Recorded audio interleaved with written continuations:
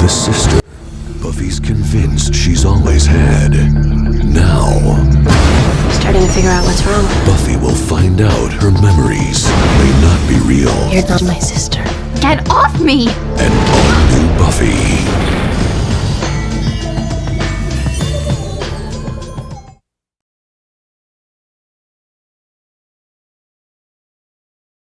Hello, everybody, and welcome to this week's edition of Slade, the Buffyverse Revisited. I'm one of your hosts. I'm Jeremy. I'm your other host, James. And this week, we're going to be skinny dipping into Season 5, Episode 5, No Place Like Home. Put that shirt right back on, sir. You put that shirt back on. No one is here for that. Damn it. Maybe some people... Oh, I lost an earphone. Hold on. He lost his Hold head, on. he said. I heard him say. I lost an earphone. There we go. There might be some people that are here for that. You don't know. No, not a single soul. You don't know that. You don't know that. Yeah, I do. You don't know that. Our entire audience has emailed me and told me that they are not here for that. How did they get your email? Because I know you don't have access to the Buffy Revisited email. Damn it. How did they get your personal email? Damn it. Foiled again. If it wasn't for I would have gotten away for it too if it wasn't for you meddling kids. Oy. But anyway, yeah. So what's up, James? How are you? What's going on? What's going down? How are your nipples? Everything's fine. Nothing's really going down. My nipples are good, which you would know if you would let me take my shirt off so you could see them. Well, I mean, I thought we'd get an update on the nipple transplant you had, if you recall that. Right. Well, it was a nippleectomy. Just gone. Just nipples gone. Oh, okay. Right. But I thought you were getting nipple implants after that, so you could still feel like a true man. No. Oh, okay. What the fuck do I need nipples for? I don't got to milk anything. So now you're feed anything. Now you're just a freak of nature. Okay, fair enough. Not even a freak of nature, a medical freak. It's not like I was born without nipples. Okay, fair enough. Yeah, that went over like hard in church. I have nipples, and you would know that if you would let me take my shirt off for everybody. Like I said, everyone informed me they were not here for that. I don't believe it. I need to see the emails myself. Okay, well, I don't know how to make that happen, but I guess you'll just take my word for it. How about you? How are you?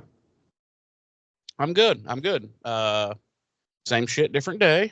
We had some inclement weather today. Some thunder boomers. I was very, very frightened. I hid under my bed. With my whoopee. Did you need a thunder buddy?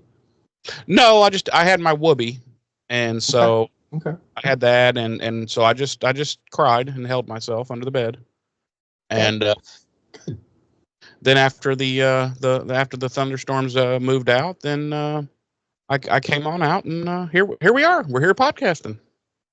Nice. Well, good. Well, I'm glad you had your whoopee and you were able to find a healthy way to deal with your fears about the storms. Yeah, very healthy it was. and I'm glad we were able to make it to podcast. Well, we did. So, since that's the case, why don't you go ahead and mix us up some dirty dates and deets done dirt cheap?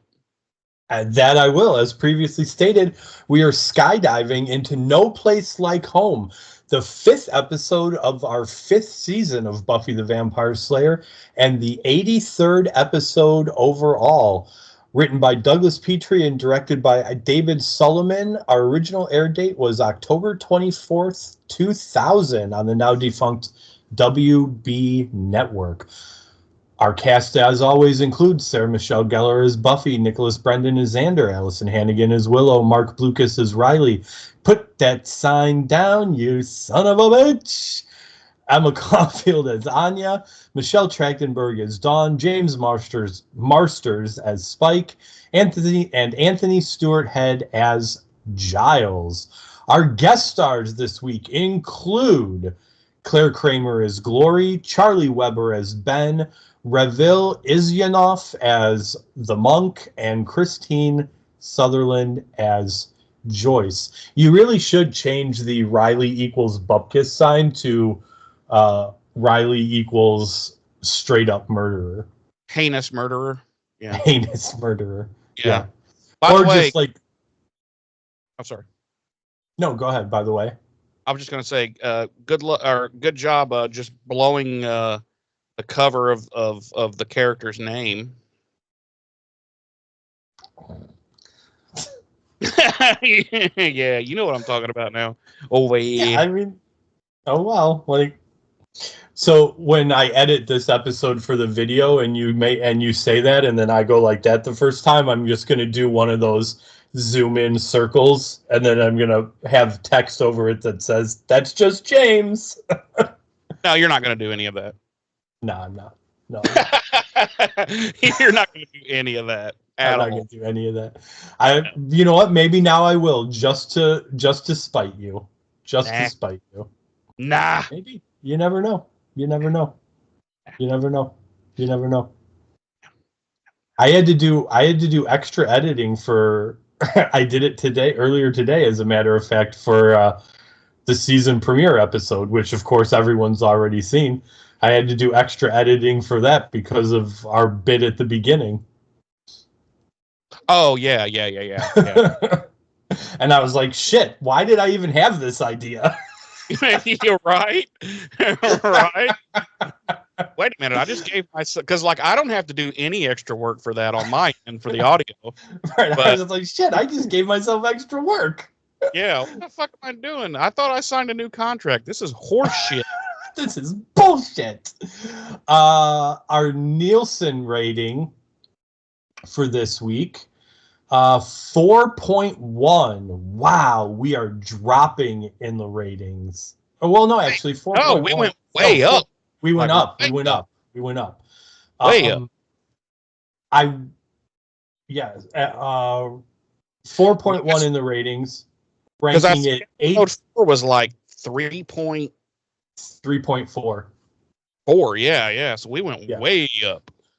So 4.1 in the Nielsen's, ranking it 88th out of the 139 shows airing across primetime network television that week, and back up to number 3 out of the 17 primetime shows airing on the WB network that week.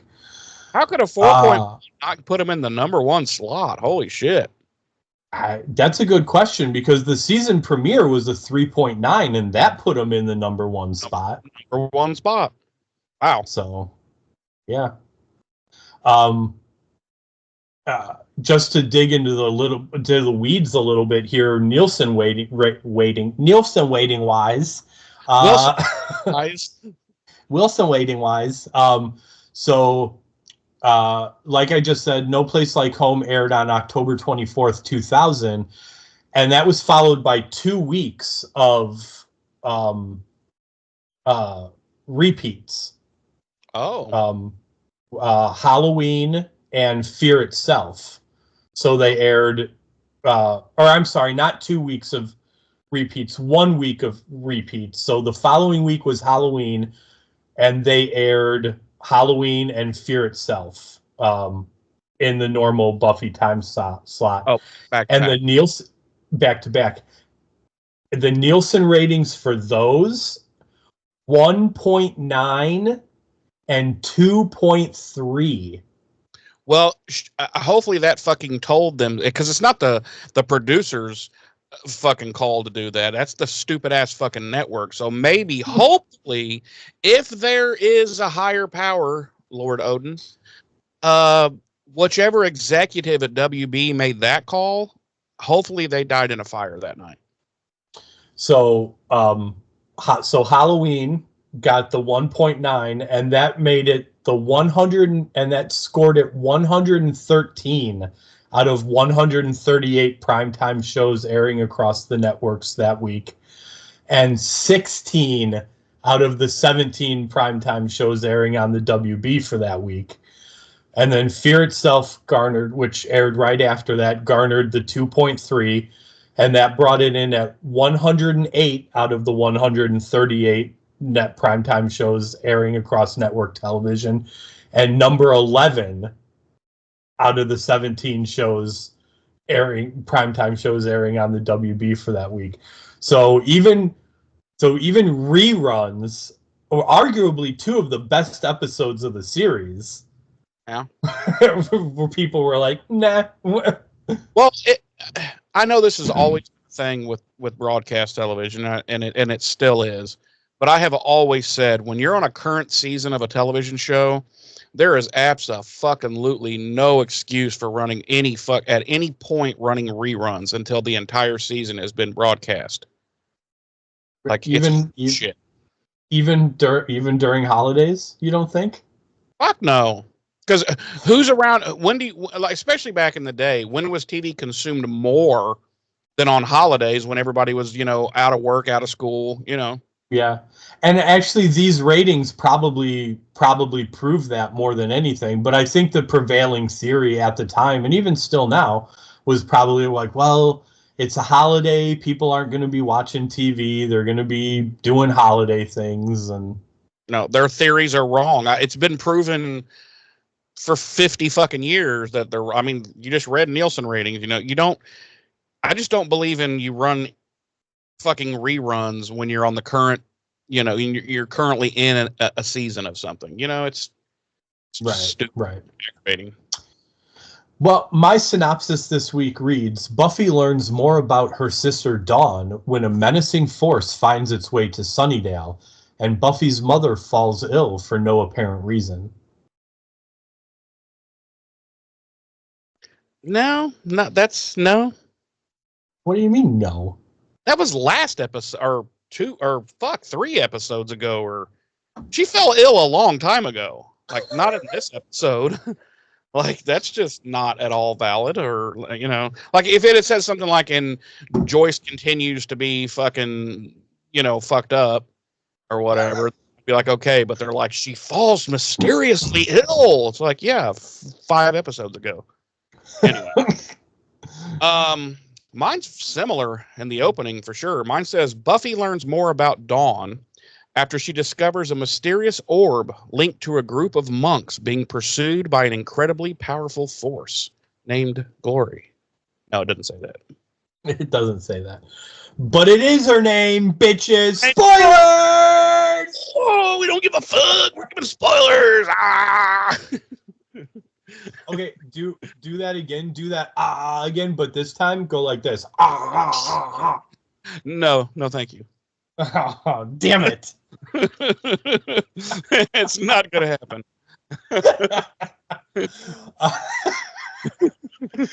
We opened 2 months ago in the Czech Republic as 3 monks. Wait, and did it say that? It did not say that, but Okay.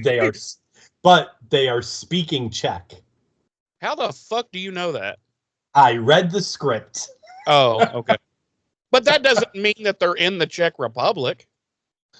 The script identifies it as being in the Czech Republic. Oh, okay. All right. And that they're speaking Czech. So okay, fair enough. So we opened 2 months ago in a monastery in the Czech Republic, and we see 3 monks rushing through some corridors. 3 blind monks. 3 blind. They're not blind. They're not blind. Shut up.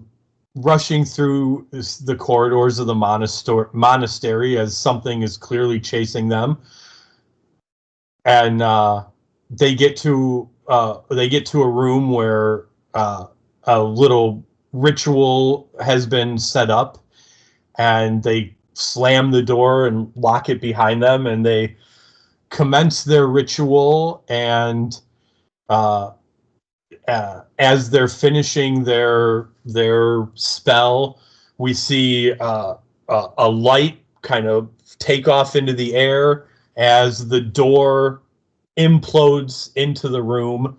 And then we cut to the present day where Buffy is fighting a very large vampire who I at first thought was wearing a Cobra Kai uh, uh,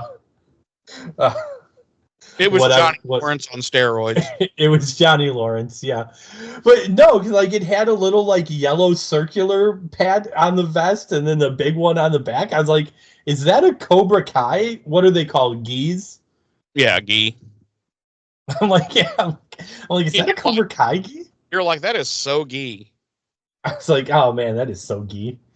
So they're fighting and Buffy's doing some usual Buffy banter and ends up staking him. And they're outside an abandoned warehouse building, and at almost moments, I don't know how this security guard didn't see what the fuck just went down, because literally this vampire dusts, and no sooner than the vampire dusts, Buffy gets a flashlight shined right in her fucking eyes, and this rent-a-cop security guard tells her that, you know, the rave party that she's looking for isn't happening because he chased a bunch of kids out of there last night and whatnot. And she turns to leave, and he's like, hey, don't forget your whatever this is, and hands her this, he calls it a glow ball, and hands her this glowing orb. And she takes it, and of course she has no idea what it is. But that's our opening credit scene. Yeah, our opening, our cold open. It basically looked like a glowing, like USB fucking Bluetooth speaker. You know what it reminded me of? It reminded me of two things. It reminded me of a pumpkin bomb from the Sam Raimi Spider-Man movies. And Sam Raimi. And did you see I'm sure you have the Supergirl movie with Helen Slater? Oh yeah, the old school one. Yeah. Yeah, the original one. And it reminded me of the sphere from that movie that she was looking for, that brought her to Earth in the first place. The Sphere o' Fear. The Omega Hedron is what it was called. I wasn't even close. No, you weren't even close whatsoever. Spherosphere. Yes. Omega Hedron, Spherosphere, same thing. Yeah. Close. Tomato, potato. Nearly spelled identically. Sure. Yeah. But yeah, it reminded me of those two things, more so the Omega Hedron. But yeah. So, before I carry us on, my wayward son, carry on, my wayward son. There'll be peace when you are done. Lay your weary head to rest. Don't you cry no more. No. Oh, okay. We just lost both listeners we had. So before we move on, I always like to as you know, I listen back to episodes on Monday after they drop, and I always literally forget what the fuck we recorded. Like, you know, so it always surprises me when I try to get it out of your memory. Right. Because I forget what we like. I forget what we say during any given episode. So I'll listen to it back, and when it drops on Monday, and I'm always surprised when I hear myself start to sing. I am too, and I'm pained. So I was like, oh yeah, I was singing. All right. So that ritual that the monks were doing, did you notice they were all nude and they were in a circle and they were each just giving the other one a hand job? Yeah. It was a ritual circle jerk. That was a weird ritual, but it worked. It did work. It did I work. mean, they were just like, oh, that one guy like spit in his hand, and then he's like, I'm hee hee ho, while he's jerking Right. the And other then dude. Weird. right, and then the other guy went to spit in his hand to jerk off the third guy, and the third guy was like, no, nope. No, no. He's like, no. He's like, no. Just go in raw. Just go in raw. I want the friction. Now, how did he say no in Czech? Oh, I don't speak Czech. Oh, okay. You want me to Google it? Yes, I do. I want you to find out how to say no in Czech. Okay. No in Czech. All right. Are you on? It is Žádný. Žádný? Žádný. So he's like Žádný. Go and dry. Right. Yeah, he's like Žádný, and then he goes, You're gonna type it into the Google Translator. and then he's like Žádný, Jetene na suko. Yetene no suko. Okay. All right. Well, we need to submit that to the writers for them to put that in the script. To retroactively, 25 years later, put that into the script. Right. So we have problems, dude. We really do. We do have problems, and we've just lost all our Czech listeners. Yeah, all of them. There was thousands, dude. I know. How we need to stop alienating our listeners. Otherwise, how are we going to amass a army large enough to overthrow our fascist tyrannical government? True. I don't know. I'll think on that. You do. Okay, I'll get back to you. Because it's becoming clear to me that it's going to have to be us. It's going to have to be. Who else is more active in the community than we are? Right. Exactly. And whose faces are more well known in the public space than you and I? Mm-hmm. Exactly.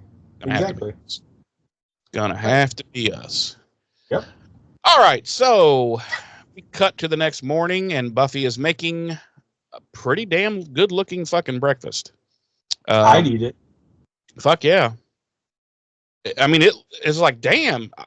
We were still talking about the breakfast? Booyah! Oh, canceled. Now all the females have left. Canceled. Oh, no, it was a lovely looking breakfast. Yeah, and I was like, I thought Buffy couldn't cook, but she seemed to have knocked this one out of the park. I don't recall that ever being something that was stated. Do you not remember the Thanksgiving episode where she's all like, I can't cook, but I'm gonna fucking cook, and her shit all kind of turned out meh? I don't recall it turning out meh. I recall everybody enjoying that Thanksgiving meal after they were attacked by the syphilis Indian tribe. The funny syphilis. The funny syphilis, yeah. Okay, well, we remember it differently then. So anyway, yeah, this breakfast looks fire, and she's laying it all out on a, what do you even call one of those things? Like a bed tray to take to somebody that's sick in bed, you know? Yeah, sure. I would just call it a TV tray. Yeah, okay. So she's laying it all out, and Dawn comes down, and Buffy's like, listen, I'm making this for Mom because she still feels like shit. So don't go fucking it up with your Dawn bullshit. So Dawn immediately knocks over the vase with the flowers in it, like just immediately. And then Mom Joyce comes in, and Dawn takes full credit for the breakfast. And I was like, okay, now I'm a little bit on Buffy's side. Now I a little bit hate Dawn now. And so they're sitting there talking, and it's clear that how do I say this? It's clear that Mom and Dawn have this little bond that Mom and Buffy don't have. Like, she's got little nicknames for Dawn, and Buffy's like, well, did I ever have a cute nickname? And she's like, no, you were just Buffy. And I was like, wow, I can't wait for this bitch to die. Spoiler alert. No. I don't know. She's just, I don't like Mom or Dawn in this particular scene. I kind of want both of them to be harmed. To be honest, because Buffy's like, dude, she does so much, but she never seems to get credit. Like Mom never seems in 5 seasons to have really like stepped back and said, you know what? You were a better human being than I am by far. You are a kid, basically, who has been saving the world for all these years while going to school, while doing this, while doing that. Meanwhile, I work at a fucking art gallery. Woe is me. Okay, well, to be fair, I don't think many parents are inclined to like look at their kids and be like, you're a better person than I am, regardless of any factors. I mean, they should. They should more often. I'm just saying. I just don't think any parent is like really, inclined to do that sort of thing. But that being said, to the idea of not giving Buffy any credit, you're right, and it's exemplified in this scene perfectly when Joyce comes down and she sees this nice breakfast and she's like, did you two do this for me? And right away Dawn's like, well, Buffy helped. And then Buffy's like, I didn't help, like meaning like I didn't help, I did it all. And as soon as Buffy's like, I didn't help, Joyce is like, well, I'm sure you did a little. Like she doesn't even doesn't even question like whether or not Dawn did any of this.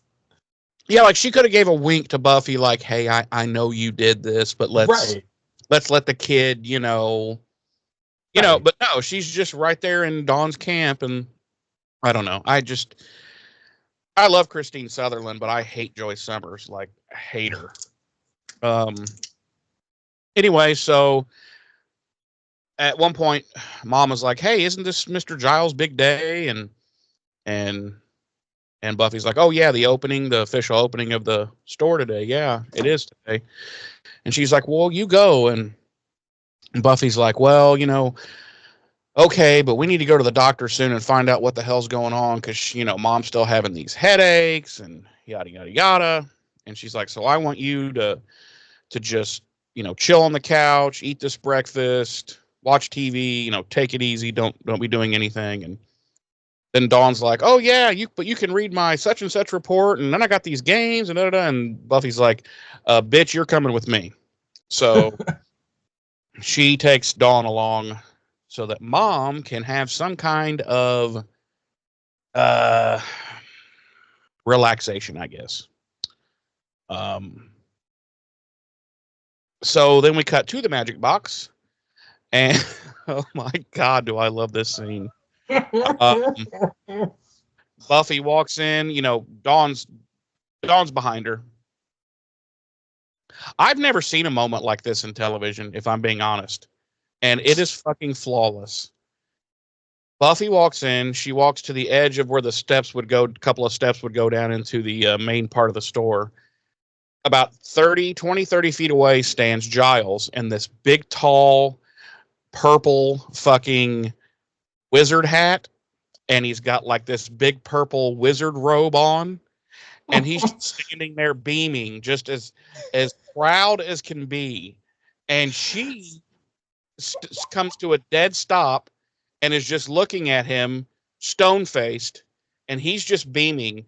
And we just have a camera change that goes back and forth between these two about 4 or 5 times, and absolute silence. Not a word is said. And eventually, he just kind of looks downcast and slowly reaches up and takes the wizard hat off and the robe off. And that's that part of the scene, and it is fucking magnificent. It is magnificent. It's hilarious. It was hilarious. Yes. I love it. I remembered it was coming as soon as Buffy walked into the magic box, and I started laughing. Yeah, I had long forgot that. So It was great. So I guess there haven't been any shoppers thus far. No, or did he say there was one set? They hadn't there hadn't been anybody in, and he'd been open since 9 o'clock in the morning. Okay. How late is it? Honest, like he's been open since it can't be more than like 10:30 at this point. I would think so, because like they literally just came from the Summers house where they were making breakfast. Yeah, and like so, I'm thinking 10:30 at the latest. Right. So like he makes it sound like they've been open for hours and there's just been nobody. And also, why isn't either Dawn or Buffy in school? Maybe it's a Saturday. Okay, I hadn't thought of that. I would have thought. Okay, all right. So Buffy brings up the orb, shows him the orb, and he's like, "Oh, that's just that's an interdimensional butt plug." And she's like, "Oh," and he turns it around a little bit, and he's like, "See that little mark right there? That's where you insert it." And she's like, "Oh, okay." He's like, "Yeah, that's all it is. Can I borrow it?" And and she's like no, and she snatches it away from him, and she's like, "I'll be right back. I have my own research to do." And she disappears into the workout area in the back. And when she comes back, she's walking as though she had been riding a horse for like the last week. Like she's all bow-legged and she Oh Lord. No, he doesn't really know what it is. He doesn't have any kind of explanation. He's like, I do love the fact that he says it appears to be a paranormal in origin. And I think it's Xander or Anya. Somebody says, "Well, why do you think that?" And he goes, "Well, because it's glowy." Yeah. No, he says, "Well, look how shiny it is." Or yeah, because it's shiny. And so he I think he takes it over to the table, right, and kind of starts perusing it, and looking through some books and stuff. So I did to harken back to the hystericalness of Giles in his robes. I just want to backtrack real quickly to when Willow and Riley come in. Mm-hmm. Willow immediately looks at Giles and is like, where's your hat and robe? Where's your hat and cloak? And Riley's like, yeah, the hype was out of control. Yeah. So then Dawn being Dawn, which some of the stuff that Dawn does and says makes sense. Like but some of it is like, wait a minute, she's 14 years old. I remember being 14 years old and I was nowhere near this socially fucking inept. Like complete inability to read a fucking room, or like the kind of things you shouldn't fucking say. Well, here's part of the issue with that is that Dawn was originally written as being like 12 or 13. Okay. Well, and then there were a number of scripts written with her being like 12ish, and then Michelle Trachtenberg got cast and they decided to age her up to like 14 because that was more in line with Trachtenberg's age. But they didn't go back and retool the scripts they had written for like a 12-year-old Dawn. Okay.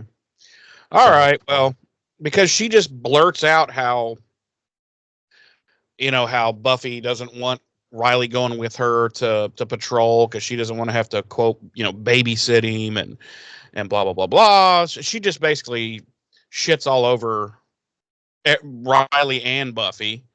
And then she just looks up, everybody's staring at her, and she just looks up. She goes, What? It's like, the look on Giles's face in particular, I was like, oh my god, Ash.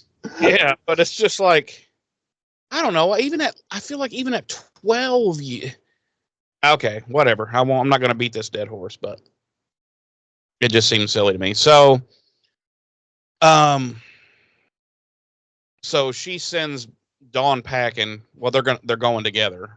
But Willow stops Buffy first, and she's like, go easy on her. She's just a kid, and Buffy's basically like, yeah, fuck her. I'm not going easier on her. I'm going to go outside right now and literally beat her ass. And she does. She drop kicks her right out the fucking no. So then they get back to. I guess we're supposed to assume that some hours have passed. Here's something I want to point out though too. So Riley then asks Giles if the training room in the back is still set up, which why the fuck wouldn't it be, you big dumb it'd be even funny. Stalk. Giles have been like, oh no, we tore all that down. Right. He's like, cause I'm feeling the need for a little physical rehab about now. So like, he's clearly like angry, like, and Buffy she just lets him go. Like she doesn't establish that she's a terrible friend. So, she's probably I hate to say it, but she's probably a terrible girlfriend too.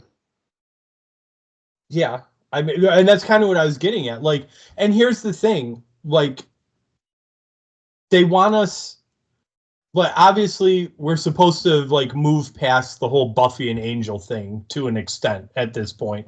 And like, we're rooting for Riley and whatnot. Well, then like you need to make Buffy, like Buffy would have never let Angel walk away like that. You know what? Like she would have stopped him. Would have just disappeared. And she'd been like, wow. What the fuck, Batman? That's true. That's true. But you know what I'm saying? Like she would have taken steps with Angel to like try and rectify it right then and there as much as she could. And with Riley, she's just like, whatever. Well, I feel like the writers definitely this season and maybe a little bit towards the end of last season have been purposefully kind of breadcrumb trailing us to the fact that like they're driving a wedge between these two. You know what I mean? Like, yeah. So I don't really think they give a flying fuck about Bupkis at this point. I think they've realized now that he's a fine actor and yada yada. I think they've realized by now though that the two of them don't really have any chemistry. And I don't even think it's about their chemistry. It just the character doesn't really have a place on the show. That too. Like, because I think if they had the kind of chemistry that she and David Boreanaz had, because David Boreanaz as Angel was not supposed to be this huge fucking part of the show either, but they had such fucking fantastic chemistry that they were like, okay, well, we're going to expand this fucking role and give him a place. And I think they would have done that with Bupkis too, had the magic, had the sparks been there, but it's just flat. Maybe it's just flat as a plate of piss. And I think they finally realized it. And they're like, okay, let's just treat Riley like shit for a while until we can get rid of him. Sounds good. Let's go. Okay. So some hours have passed. I guess they spent some good time there at the magic box. And they've gone, Dawn and Buffy have gone back to the Summers crib, and they go in and they're like, Mom, and she's not answering them. And they go into the living room and she's there. And I don't understand why. Like, she's totally conscious and okay, but she wouldn't fucking answer him. So I'd be like, fuck, bitch, we've been calling your name for fucking, what the hell? You freaked us out, you mean ass. But she's just chilling on the couch, obviously not feeling well. And she's like, the headaches are, they're crazy. And I just need my prescription. Would you just go get my prescription? And she gives it to, which by the way, it's Oxycontin. It's Oxycontin. And Buffy's like, she's like, can you just go get my prescription, please? And Buffy's like, we should really get you to the doctor. And Joyce is like, I said, just go get my fucking prescription, you bitch. And then it's screaming at her, and it's just awful. Well, and It's you can awful. see a bunch of dust on the table where because she breaks her OxyContins up and snorts them, and because it works faster that way. So she's she sends her to go get her OxyContins, and we cut to Buffy at the hospital. For some reason, she has to go to the pharmacy that's in the hospital. So apparently, Joyce has very lousy medical insurance. She can't even go to like the local CVS or anything. At which point she runs into Ben the Well, it intern. might be. Well, hold on. Like, No, I'm gonna nit. hold I'm on. gonna. This train is going to keep going. I'm gonna nitpick this a minute because Buffy does specifically say to Joyce, "Hospital pharmacy still open." So to me, that implies that other pharmacies in the area are probably closed at this time. Which is insane because it's California and it's still daylight. I'm just saying. That's my takeaway. So Okay. Well, you're wrong, but okay. I mean, maybe I am, but I'm not, and that's fine. No, what would have been even funnier is if when she said that line, hospital pharmacy, is it still open? If Joyce had been like, no, it's closed. That's why I asked you to go. Bitch. And then they got to Buffy, you ignorant slut. Then they got into a hair pulling fight and they're like screaming and cutting each other with fingernails. Anyway, so she runs into Ben the intern, which we discussed this, I believe, last week. Like, is he a doctor or is he not? And he actually says in this scene, well, I'm actually an intern. I'm not a doctor yet, but I'm going to be. So I guess, I don't know how it works. I guess when you get done with your internship at the hospital, then you graduate and then you become a doctor. I don't know. So whatever. She runs into Ben, we'll just call him Ben the intern. And there's they bring in somebody on a gurney who is going bazonkers crazy, batshit nuts out of his head. And it's the night watchman that she had just run into the night before that gave her the orb, or the butt plug. The orb of rectal ruination, we'll call it. And she's like, what the fuck? And he grabs her and he like says some stuff to her, but I didn't really catch it. The way he was raving it, I couldn't really tell what he said. I caught parts of it. Do you have what it was he was saying to her? He says, let's see. I don't belong here. I have important instructions. Fascists. Then they try to strap him to the gurney and he isn't saying anything.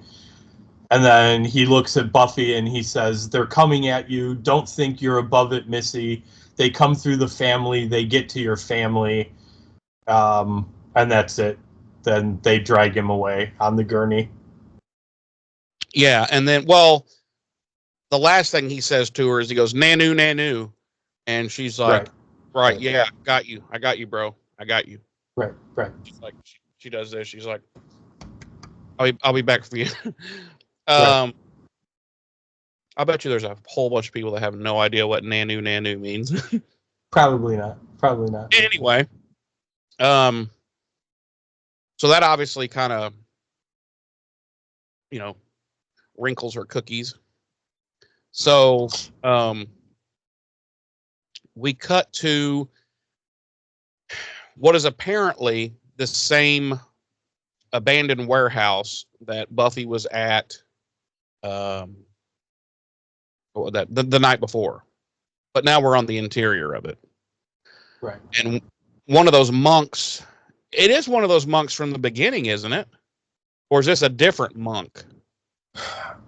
I don't know. I honestly don't know. I wasn't paying enough attention to the monks at the beginning. I'll be honest. I was. Except for the one with the Guy Gardner. Yes, the one with the penis head. Yes, dude. Because the camera went to each one like a straight on shot as they were doing their little ritual. And I was like, what the fuck? He looks like the dude from Kingpin. He looks like Randy Quaid from Kingpin. Like, what the fuck is going on here with his haircut? But I always call it the Guy Gardner haircut because that's how Guy Gardner had his hair in the comics for so long. But I'm always like, when I looked at it, I was like, really? Is that the only wig we had in wardrobe for this poor bastard to wear? Like, it's like somebody did that shit on purpose, for a laugh. Anyway, it's a monk, and he's down on all fours, and he's going over a blueprint, and he's like making markings and stuff on it. And then we see, like, quite a ways behind him, there's this huge steel door, and it's like shut and apparently locked. And we just start seeing boom, boom, boom. And I mean, like, something out there the size of a Winnebago is fucking like slamming into this door. Right. And also, it wasn't a blueprint. It's a map of Sunnydale. Oh, okay. Well, this right here says works on a blueprint. Okay. Well, I'm going to say yours is bullshit. It's a blueprint. Okay. So, oh yeah. So something's slamming on this door, and finally the door fucking blows open off its hinges and everything. And it's this little, attractive, like 5'2" or 3" blonde girl in like a tight red dress and heels. and then she proceeds to come in, and this is apparently, quote, the beast.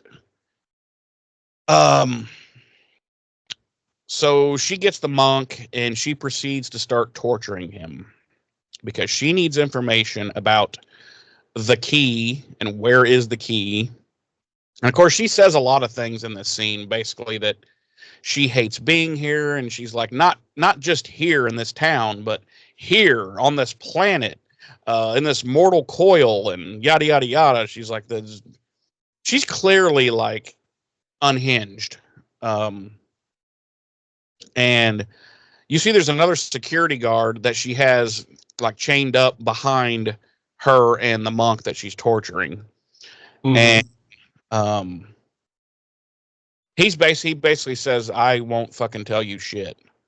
And she's like, ah, and she's losing her mind. She starts having this kind of like fucking Jack Nicholson in The Shining fucking moment where she's talking to herself, but someone else, and to herself, and answering herself and the other. And then, the security guard's like begging for his life, basically saying, I have a wife and we have 2 daughters and blah, blah, blah. Then she all of a sudden like plunges her hands into this guy's skull, not like mystically sticks her hands into this guy's skull. And he starts glowing, and she starts glowing, and she's like, oh, and then he collapses to the floor. Well, she kind of does too. And then she gets up and she's like, oh, much better. And now she seems more coherent and more, not quite so batshit. And it's just like, what the fuck? And the monk is like, dude, that was dope. Can you do that again? I want to start again. Well, I just heard something really loud at your house. I don't know what it was. It's a motorcycle. Yeah, it sounded like a motorcycle being driven into your living room. So anyway, we cut back to the magic box, and what's going on there, James? Fuck if I know. Well, there's a fire, you know that much. People are probably on fire, and people are probably fucking. That's my guess. That's pretty much what's going on. I don't know. No, we cut back to the magic box, and it is apparently the magic box is the place to be on what I'm guessing is a Saturday night, as we established earlier, because it is like wall-to-wall people. And every one of the Scooby Gang is helping Giles, minus Riley, and obviously minus Buffy. And Dawn. Yeah. Because she's a little self-absorbed bitch. Sorry. So they're helping him again with Riley's not there, and Buffy is she's doing research, so she's not really helping either. And she says she's basically presents the idea that the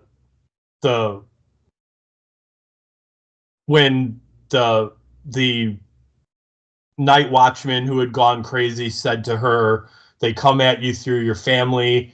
She took this to mean that her mom's as of yet undiagnosed illness must be some sort of supernatural attack on her to get to Buffy. At which point Anya recommends that Buffy perform the Terreur la Couverture, a ritual to reveal spells that may be affecting anyone around them. So she leaves to do that. When we cut to her bedroom where she has all the supplies she needs, and she's trying to get Riley to help her, but it's fairly obvious fairly quickly that she's just trying to, make him feel better for not wanting him out on patrol and everything. And, they have a little heart to heart, and, he says he's fine, and they agree that instead of her trying to look out for him, they'll try and just take care of each other. And they have some smoochies, and he leaves, and she performs the ritual, and then walks around her house in like what appears to be a peyote-induced state.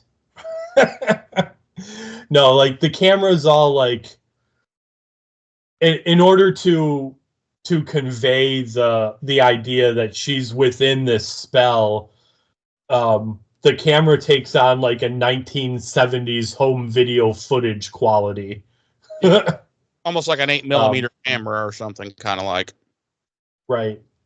And so she's walking around the house, and she runs into Mama Summers, and she doesn't see anything strange or out of the ordinary about or surrounding her, which indicates to us that whatever's wrong with her isn't being caused by an outside mystical force. But what she does notice is that in all the pictures that she sees that have Dawn in them, Dawn is... There's a great big dick drawn over Buffy's face in one of them. Yeah. And it's detailed too. It's like, how does Dawn know this much about... She's 14. How does she know this much about... Right. How does she know this much about what a penis looks like? Someone should... There's even a small herpy on the side of it. Right. Which leads me to believe that whatever penis she was using as reference was probably Xander's. Yes. And so he needs to be arrested immediately. Immediately. Because she's still like 7 years or 3 years away from the age of consent in California. Yeah. So. And we don't like him anyway. So. Right, we don't like him anyway. I mean, maybe if it had been Giles's dick, we'd be like, we'd try and... I don't know nothing about nothing. I don't know nothing about nothing. Don't know nothing about nothing, okay?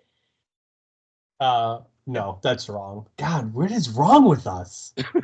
Us? You said it. But you went along with it. You backed it up. I just laughed heartily. That's all I did. You said we don't know nothing about nothing. We're canceled. I'm probably going to jail. Shit, no, you're the. I willingly surrender my hard drives. I willingly surrender my hard drives. Fuck.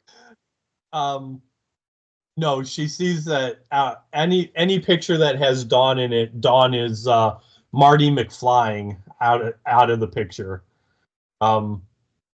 And she goes into Dawn's room, and the room is flashing between being Dawn's room and being Joyce's old storage room, what Joyce had turned into a storage room for art pieces for whatever reason.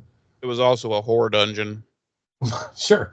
And then Dawn comes in and is all like, "What the hell are you doing in my room, bitch?" And Buffy confronts her, and she's all like, "You're not my sister." And she's like, she gets rough with Dawn.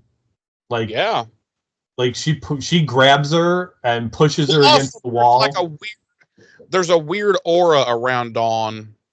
Well, herself. Dawn's also, and but she's Dawn flickering in and out. Yeah, Dawn herself is also like Marty McFlying out of existence. Right. And Buffy's like, "You're not my sister," and she grabs her and pushes her against the wall and demands that she stay away from her mother. And Buffy lets her go, and dude, like, I gotta give Dawn credit here, and like, I know this is just like a sibling type thing, but she just got thrown against the wall by the literal Slayer, and Dawn looks like she's ready to fucking step up. Oh yeah, she swelled up, dude. She's like, "You know what, bitch? I've been waiting for this shit." What what you don't know is I've been taking jujitsu, and I'm a fucking brown belt, bitch. And she immediately fucking single legs her down to the ground, fucking gets the back, rear naked choke, and Buffy's fucking done. Right. She's like, "Oh, you want to know what else you didn't know about outside of mine and Mom's little book club, bitch? Mm-hmm. I'm a brown belt in jujitsu." And then, like, it goes down, like you said. Well, once Buffy's out from the choke, she lets her up. I mean, she lets go. Buffy's out, but then she starts to come back, and she's like, "There's fucking something else you didn't know about me, bitch." She opens up her armoire, takes out a Glock, pop, pop, pow, pow, 2 in the fucking head. Buffy's dead. Right. And then after she's like, pop, pop, she's like, "I'm a card-carrying member of the Crips, bitch." Yeah. And what color are the Crips? Blue. And then she puts a blue fucking bandana on and fucking Crip walks out of the room and out of the house. Yep. So and Buffy, Buffy done fucked up. Yeah, Buffy done fucked up, but also, surprise, Dawn's the big bad. Yep, Dawn's the big bad. Yep. And she's already took Buffy out in episode 5. Right. So she's clearly the best big bad there's ever been. She's the biggest bad of all bads. Right. But, and this is where the change officially happens. We slam cut to the new, not opening credits, but the new like title card, and now it's Tammy the Vampire Slayer. That's not what I saw. I saw Dawn the Pimp Crip Slayer. And she's just going around just capping people for no reason. She's doing drive-bys. She's doing drive-bys on her bicycle and shit for no reason at all. It's fucking on her bicycle. And it makes no sense. Now I'm picturing 14-year-old Michelle Trachtenberg, blue bandana, like holstered Glock. But not like a body. The bicycle has those streamers on tassels. That's what I was gonna say. Yes, with the streamer tassels, like pink, of course, and a basket on front. And the basket on front, and I was gonna say the Glock's holstered, but not like a body holster. It's a custom-made basket holster on her bike, and she's just riding around Sunnydale, just pop, pop, pop. After she does a ride by on somebody, and they're all fucking in the street, like bleeding and and fucking jerking. She goes cling, cling on the bell. Bring, bring, bring, bring. Yep. Yep. We do have problems. We really do. And as the montage is going, she just a line of teardrop tattoos. Yep. They're adding down. Yep. And then there is some. By the end of it, she has this giant neck tattoo, and it's great. It's wild, dude. But it's a stylized version of her name. Right. It's in like old English letters and shit. Yeah, it's crazy. There's something wrong with us. There is. Yeah. No, but yeah, like seriously, like to go back, like Dawn comes off that wall, like she is like you said, she swells up, like she is ready to throw down with Buffy in that moment. And I was like, dude, bitch, this is the Slayer. Like, what are you doing? She's like, well, because in her mind, she's thinking, this is my sister. She can't really hurt. You know, and that's what I was getting ready to say. I think it all goes back to like what I said before, like when I started to talk about that is like it's totally a sibling thing. Like in that moment, like, and not even in that moment, we already know in general Dawn could give two fucks that Buffy's the Slayer. Like big fucking deal as far as she's concerned.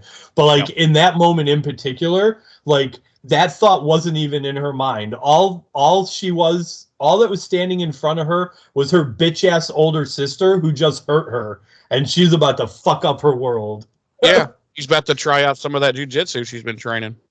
Right, and it's probably a good thing for Dawn that the phone rings at that point, because if Dawn had started swinging, Buffy probably would have killed her. Yeah, thinking, yeah. Which she would have been like, well, this isn't my sister. Like, you know. This is an evil entity. But the phone rings, and it's Giles, and he's calling to tell Buffy about the Omega Hedron that she found. And we find out that it is referred to as the Dagon Sphere. And it's a warding device to keep away unnamed evil. And he tells Buffy that, typically only things that are greatly feared or deeply worshipped remain unnamed.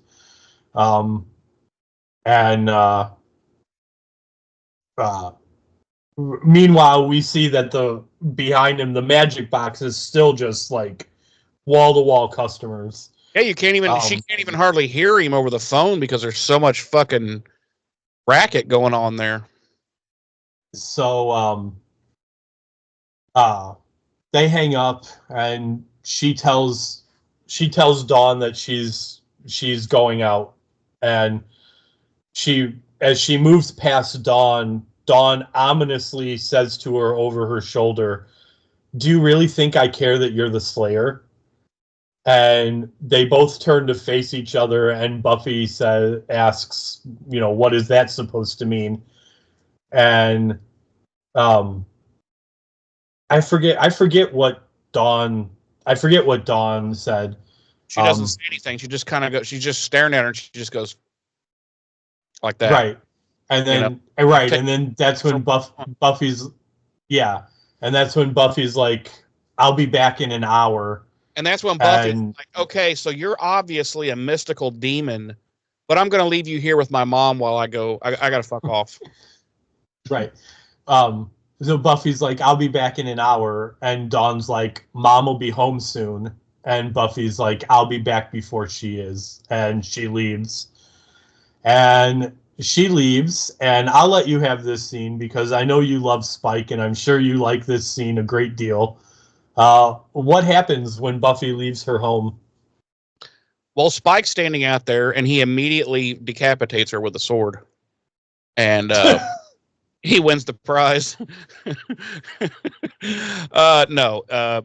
She walks down the steps off her porch, and she's there on the sidewalk, and she senses something, and she kind of looks around, and then she reaches over to the tree in front of her house and yanks Spike, who's standing there smoking, and he puts the cigarette out, and he's got the weirdest greeting for her. He goes, "Oh, hey, Buffy," and she's like, and she's like, "What?"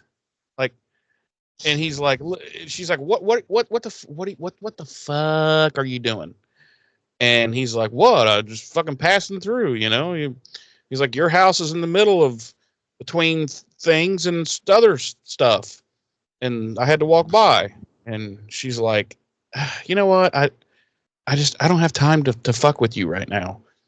And she's like, I'll let you off. I'll let you off with a warning. I have to say this, like, because it's just so funny and it's so perfectly Spike. She's like, "What are you doing here?" 5 words or less, and he's yeah. "Out for a walk, bitch." Yeah, I forgot that. So she's like, fine, I'll let you off with a warning. And he's like, oh, you know, how nice of you, and blah, blah, blah, blah. And so she sends him packing, and he goes, and she happens to look down on the ground, like where he had been standing, and there were like a bazillion fucking cigarette butts. So he's been camping out that spot for quite some time. And, you know, peeping Tom, he's been looking in her window masturbating. And he should be arrested and you know, taken in by the authorities at this point. Sure. We cut back to the abandoned. I also want to, before he leaves, after she's like, you know, I'll cut you a break, you can go. He goes on this mini tirade where he's like, oh, you won't kill me, you know, the threatened swagger routine, and how original. And it's like, you know what? You know, I hope you're satisfied, because you certainly need some satisfaction in your life besides shagging Captain Cardboard. And he's like, and I never really liked you anyway, and you have stupid hair. Yeah. It's Spike. hilarious to me. I love Spike. Yeah, so we cut back to the warehouse, and that's where Buffy was headed. Did we mention that's where Buffy was heading when she left the house? Well, I don't think we didn't know that's where she was heading. As viewers, we didn't know that's where she was heading. Yeah, that's true. Well, no, we did, because she says on the phone to Giles, she says, okay, well, when he tells her blah, blah, she goes, okay, well, I'm going to go back to where I found it at that warehouse. Oh, yeah. You're right. Leads me to anything. So, yeah, okay. So that's where she's at. That's where we're here.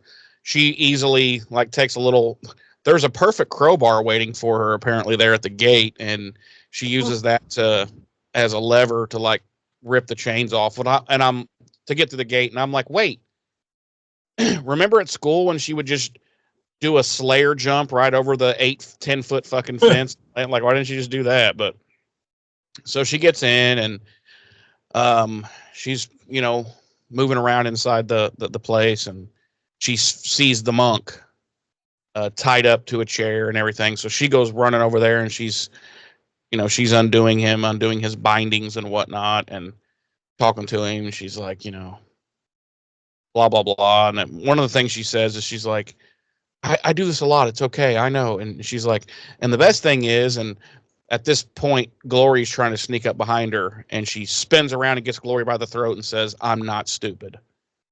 And Glory's like, yeah, you kind of are. And because she hits Buffy and knocks her into another zip code, basically. Like, if the fucking wall of this warehouse weren't there, Buffy would have gone to another zip code.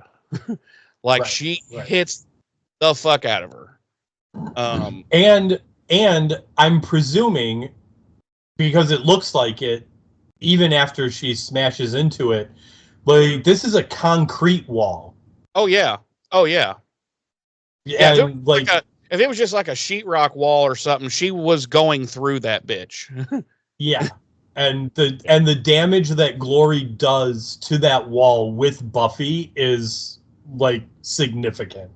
Yeah, like if Buffy weren't the Slayer, that was an instant kill of a human because it would have broke every bone in their body. If this was a scene in The Boys and Buffy was just a regular human, she literally would have splattered into just a spot on the wall. Speaking of The Boys, do you think Buffy could take Homelander? No. Not in just a one-on-one and fight kind of fight, but like, I don't know. I think her and the Scoobies I think they could take Homelander down. No. Homelander would annihilate them. I don't think so, because he is pretty fucking stupid. And yeah, but I mean, but it's the same thing. Like, listen, but it's the same idea as you know, Superman going evil. Okay, like Superman is so OP that nobody could stop him. Like, as much as I was just gonna say, as much as I love Batman, and as many times as Batman has stopped Superman in the comics, it's stupid because there would literally be nothing. Homelander and Superman, and evil Superman, boom, you hover into the air 20 feet where no one can get you, you laser everybody in fucking half, boom, you're done. Well, end of story. Yeah, but Batman, if you recall, Batman has a contingency plan for every single member of the Justice League. I know. And Superman has a huge weakness with kryptonite, which we don't know that Homelander has anything like that. So, right. I don't know, but I think Homelander. Let's be honest here. Spoiler alert: the Scoobies are going to take down a hell goddess who is more powerful than anything imaginable. I think they could handle Homelander, especially with magic, a world with magic and all this stuff. Yeah, I think they'd find a spell to handle Mr. Homelander. And because if you haven't read the comics, did you read the Boys comics before the show ever came out? No. Well, if they do it the same in the show as they did in the comics, Homelander gets wrecked. So there's that. Anyway. God dang it, now I'm lost. Okay. Oh yeah. Okay. So they engage in some fisticuffs, Glory and Buffy, that is. And pretty much like Buffy is throwing everything at her. And nothing is even she's not even breaking her a sweat, Glory. Like, she's just taking it all, absorbing it all, and just being like, hey, that's not cool. That's kind of uncalled for. And she's just throwing Buffy all over the motherfucking place, beating her ass. And at one point she's like, hey, do you think you can fly? And then she just like wings her, 25 feet through the air. And at one point, Glory says, oh, I just realized you've got superhuman abilities. I wonder what you are. And around that time, there's some distance between them because she had thrown Buffy, way the fuck away. So Buffy goes running up to the monk. And I thought this was a cool scene and a cool stunt, but she grabs the monk from the chair and starts heading towards the window, which this is like a second, maybe third story window. And she puts him in front of her, and then she goes back first through the glass, and they fall all the way down to the concrete. He lands on her, so she absorbs the impact, and then she gets up and she's like, come on, we gotta go. And he's like all fucked up, because he's been getting tortured for a couple of days now by this being, and Glory's like, son of a, she has a fit basically, because she goes to run after him, because she's going to apparently jump out the window after him. But as she's running, she breaks a heel, and that really pisses her off. So she starts like basically having a fit and stomping the ground. Well, that causes part of the fucking warehouse to basically collapse on top of her. And Buffy's like, oh, okay, we got to take this opportunity to fuck off. And so she gets over, she gets, they don't get far. They get like 20, 25 more feet, and he just kind of collapses. And he tells her like, I'm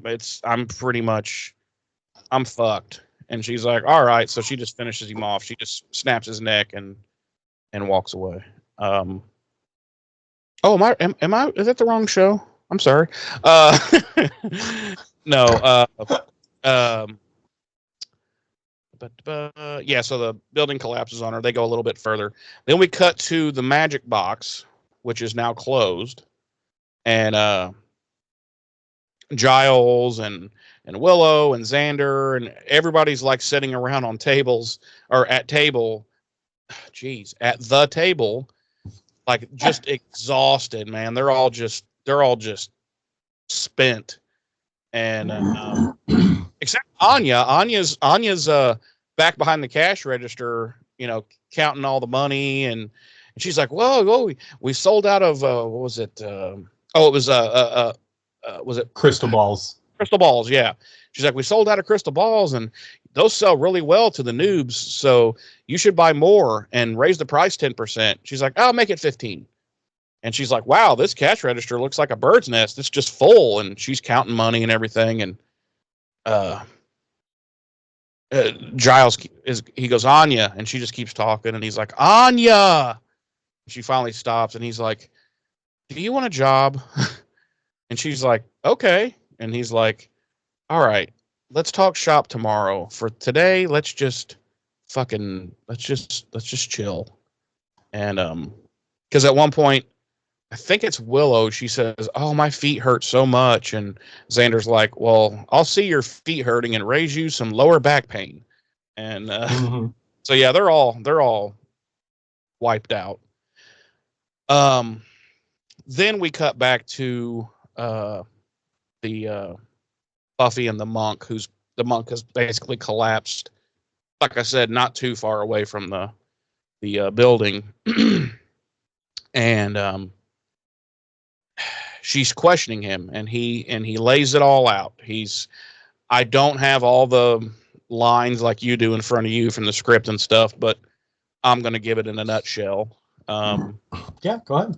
He basically says, how does he start? Well, whatever, but he says, there's this that which cannot be named or whatever. It's this great abomination. That was it right there.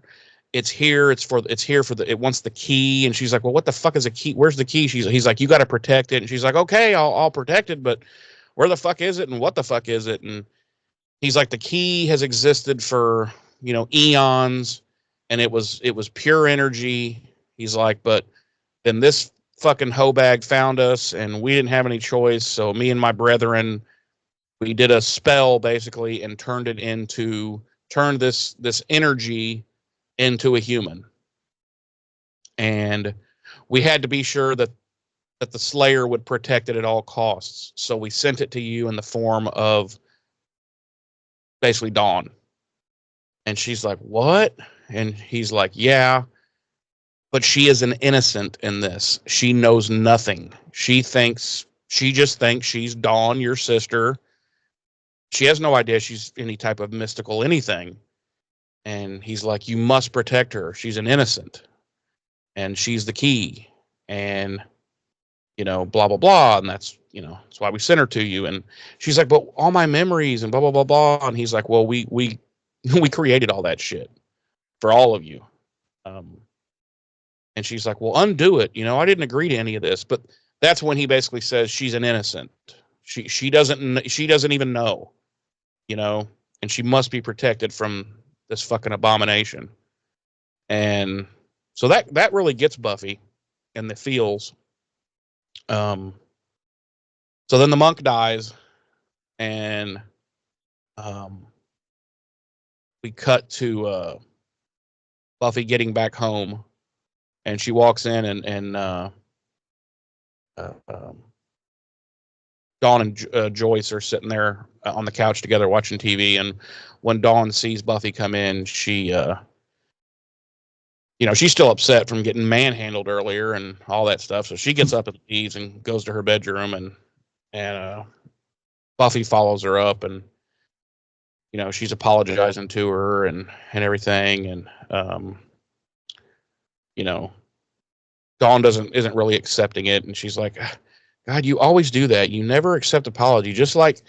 And then she trails off, and she's realizing, well, that's not even a real memory, but she's seeing Dawn differently now, as the innocent thing that she is. And she sits down next to Dawn, and Dawn kind of, makes some jokes and her against Buffy, and Buffy's, she's like, that's fine. She's like, I'm really sorry, and blah, blah, blah. And Buffy's kind of running her hands through Dawn's hair, and, kind of a show of affection. You can see that Buffy's changing immediately towards Dawn. And Dawn finally says, Buffy, what's wrong with Mom? And Buffy just says, I don't know. And boom, credits. Yep. Sure enough. Show enough. Credits. Cred. I'm gonna backtrack just a little bit because did you notice? No, you're not. Yeah, I am. Because did you know? I forgot to mention it when I was talking about the scene, and I'm sure you noticed because this is a nitpicky thing. Buffy poured the worst sand circle around herself for that ritual. God, yes, God dang it, yes. It was like a fucking sand square. I was going to bring the same thing up because because she had initially asked Riley to pour it around her counterclockwise. Right. So the first thing I was looking for when she started pouring it was, is she going counterclockwise? Which she was. Right. But yeah, I was like, oh my God, that's the worst goddamn circle I've ever fucking seen in my life. And it's not very big. So how does she even fit inside of it? No, yes. I 1000% noticed that. Yeah. So, just some brief behind the scenes.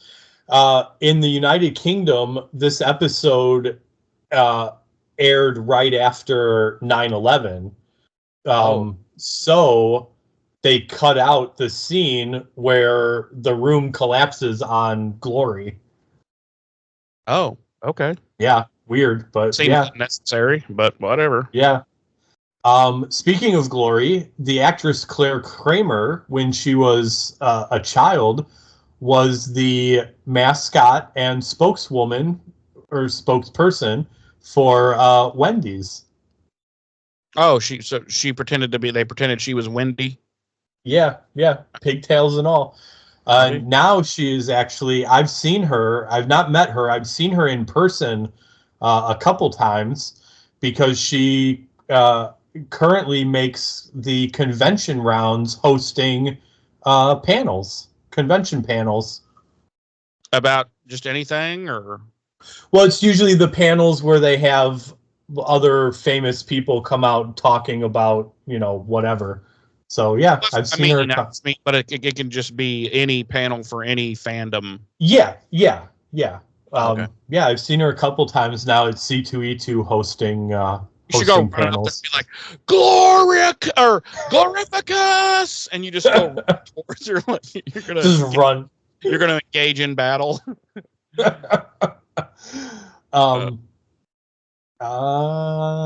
Jeremy, yes, sir. Would you like to play everybody's favorite game, Body Count? I'm going to say 4. You would be wrong. It's 2.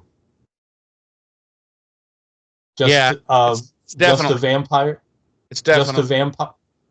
It's definitely what? It's definitely at least 4.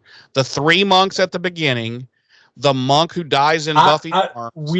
Okay, so we'll asterisk it then, because we don't know that those monks died at the beginning. So Okay, there's yeah. Like we don't know that Glory's a fucking psycho bitch. So officially, we've got a vampire and the monk at the end, and asterisk the 3 monks. Because Glory attacked those 3 monks at the beginning, and they got the key away from her in time, but she totally let them live. Well, so I looked it up in the script after you asked about it, and the monk that dies at the end was one of the 3 monks from the beginning, so maybe she didn't kill them. So 2 of them got murdered while the other one escaped. Maybe. We don't know. Asterisks. Yeah, I got an asterisk. Yeah, right here. There's an asterisk. Wow. Wow. Thank you.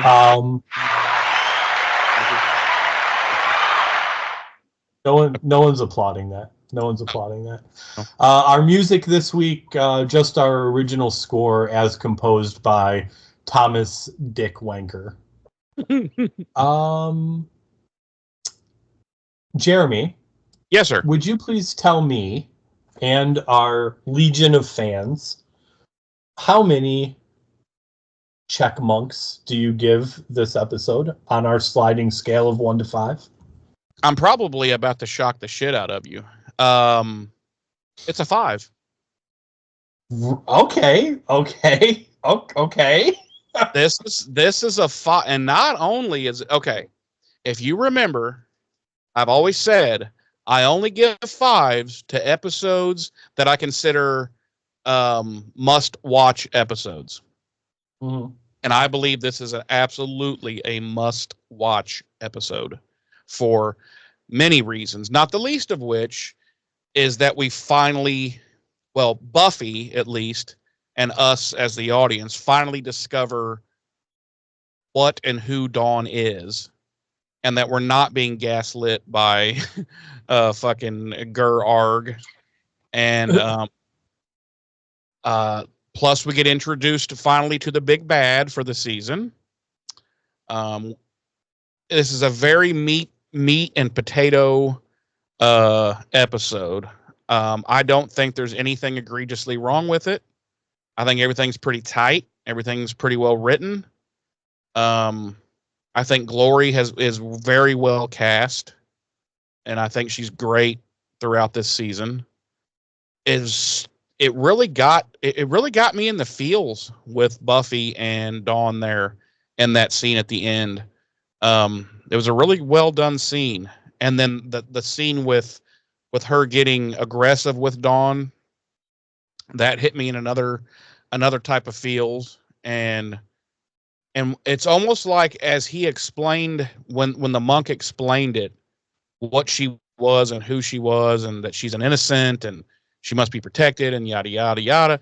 I was like, oh my god, it's like a little puppy or a little kitten, or it's helpless. Or Buffy's little sister.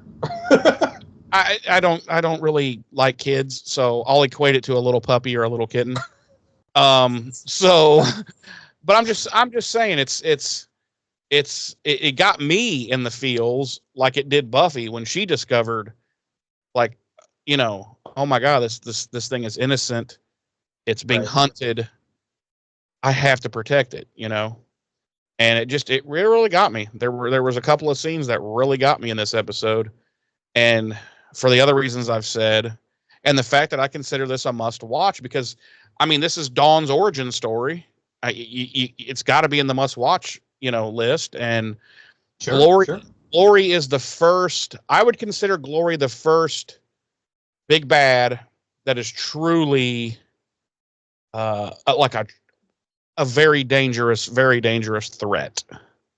Clearly, you've forgotten about Adam. yeah. Sorry, I forgot about Adam. Now, putting Adam aside, no. Yeah, she's excellent as the season goes on, and Yeah, it's a 5, bro. It has to be, because I'm like, I can't make it a must-watch episode if it's not a 5. And it's not like I'm having to stretch it to be a 5. To me, it was a 5 episode. It was well written. When it was over, I was like, whoa, that went really quick, and it was really good. And probably the worst thing in the whole episode was her horrible circle she drew with the sand or whatever. And yeah, yeah, I had forgotten how much I liked this episode. So it's a 5, bro, and that's all there is to it. James, Yes. tell me and our vast audience, on a scale of 1 to 5 insane night watchmen, where do you rate this episode, and give us your final thoughts? I think my rating is going to be equally surprising to you. Okay. This is a 1. What? This is a no. I'm kidding. I'm kidding. I was like, what? I was like, okay, we watched different episodes. No, it's a 4. It's a solid 4 for me. I mean, it's like you said, and there's nothing egregiously wrong with this episode. Everything's on point. The writing's on point. I agree with the casting of Claire Kramer as Glory, which, granted, that's more of a like knowledge of her future, call, but yeah, she's phenomenal in this role, and what she even if you just take into account her performance in just this episode, she's phenomenal. Right.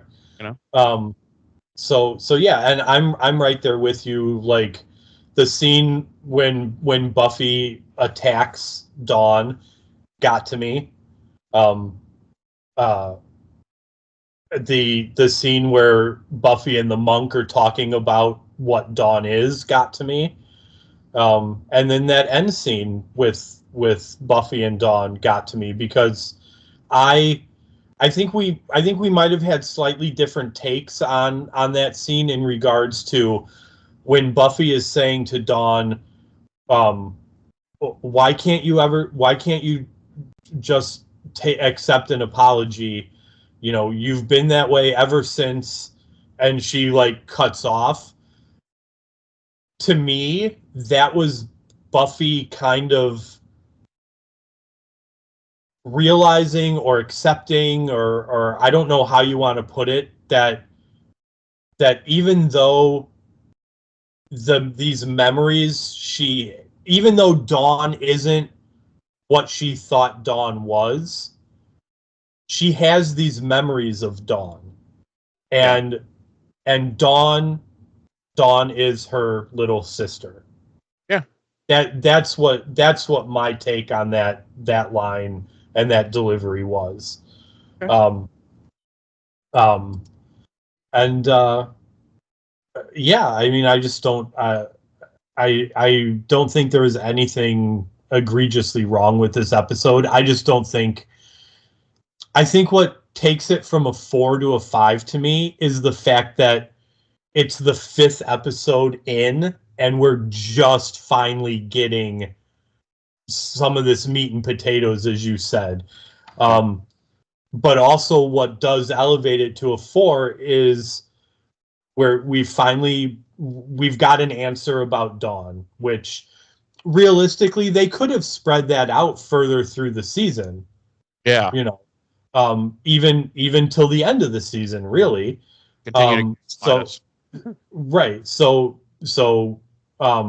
the bigger things were the continuation of there's something wrong with Joyce. Yeah. We're finally addressing that again. We see Ben again, so now we know that Ben is going to play some role in this season. He's not just going to be there for 2 episodes and then disappear. Like, they just don't do that, So yeah, the fact that it finally started picking up on some threads that were laid down early on, We've established our main A story going forward for the rest of the season, and we're off to the races, so to speak. So yeah, it's a 4. It's a 4 for me. And by the way, Joyce and her health issue, it's syphilis, isn't it? Well, you're gonna have to watch and find out. I don't want to give any spoilers, but I mean, it is syphilis. I'm just saying, like, judging by her line of work, right? The fact that she's a whore, right? So it's obviously it's the big S. Yeah, I mean, I don't want to give away too many spoilers, but yes, it's syphilis. Okay, all right. That's all I wanted to know. Which in the long run is fine, because once they discover it, they give her some penicillin and she's fine. No, that's the thing. It's too far gone. She's had it too long and left it untreated too long, and now it's time for the big dirt nap. No, I don't believe that's how it plays out, but okay. No, okay. No, right. I don't believe that is how it plays out. But all right. Also, we did skip over I think that was, oh no, it's the next episode. Never mind. I apologize. You should apologize. Wow. Wow. Wow. Anyway, I'm pretty sure it's the next episode that I'm thinking about. If it's not, then oh well. What happens if you go to BuffyRevisited.com? You see my penis. And you get a virus on your computer. And you'll get a virus on your computer from my penis. It's herpes. It's herpes. So if you go there, anyway, you will get a link to our email address, buffyrevisited@gmail.com. You will get a link to our Facebook as well as our YouTube. Hop over to the Facebook. There's at least one weekly post about, hey, come check us out, listen to this week's episode, where you can leave comments about this week's episode or whatever you want, really. Head over to the YouTube and get this, Jeremy. I know we always have trouble wrapping our heads around this, but if you go to the YouTube link, you will be able to watch the video version of this very episode right now. See, that's just insane to me. That's clearly some type of gypsy magic that goes against our deep Christian beliefs, and we need to go to confession tomorrow. No, I don't think so. Okay, all right. Just a suggestion. No, I don't think so. There's also a link. We have neglected to mention this for 4 episodes now. There's also a link to our merch store. There is, although, okay, I could be. There could be issues with the merch store right now from some emails I got. I don't think there is as of right now, but I know they're changing stuff, and I have to go in and change accept these terms and change the payment processing thing and blah blah blah blah blah blah blah, which I haven't done while we were on hiatus. Right. But hopefully by the time you're listening to this episode, everything I've just said is irrelevant and I have fixed it and it's fine. Otherwise, if you go to that link and it doesn't work, then yeah, I'm an idiot and it broke. I'll do my best to get it back up. So yeah, there could be a merch store there, or maybe there's not. Who knows? It's anyone's guess. Anyone's guess. It's a crapshoot.